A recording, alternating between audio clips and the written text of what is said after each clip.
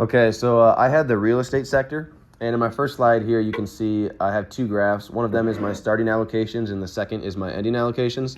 And you can see my top 5 performers in both of them. And you notice that in the first one, they are mostly real estate related. My top 4 stocks are there. And then towards the end, my top 5 are more like bigger companies, more like blue chips. And I also have 10 bonds at the end compared to 0 in the beginning. And my stock track trading strategy centered on maintaining a mostly passively managed fund. I began with 11 evenly weighted stocks and had no bonds, and most of them were across the real estate sector. And as the semester went on, I allowed the strong performers like Coke, Google, Amazon, SoFi, and Microsoft, as you can see in the top right, to grow into the portfolio's top allocations. And towards the end of the semester, the portfolio had transitioned into more of a balanced mix with 10 stocks, 10 bonds compared to just 11 and 0 in the beginning.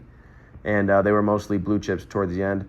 And I kind of went with that route because of a few of the case studies and things that we talked about in class. I thought if I wanted to buy and hold these companies that I ended with would grow my portfolio more than just if I had real estate sector stocks. I'm going into my second slide here. You can see I have my portfolio return compared to the XLRE, which is the real estate sector benchmark that I compared mine to. And my biggest winner and biggest loser are in the top right. My biggest winner was Coke, and my biggest loser was the Bitcoin ETF.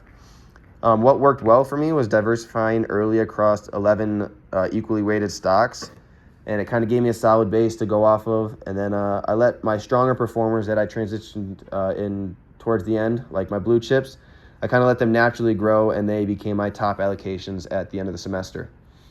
And then what I would do next time, I would reduce exposure to high volatile stocks like the Bitcoin ETF. That was obviously my biggest loser. And it kind of brought down my overall return and my Sharpe ratio. And then I would react faster when I noticed that my own portfolio fell below the XLRE. And the gap kind of widened. I didn't do a whole lot. And I think next time I should be aware of that and have some changes ready.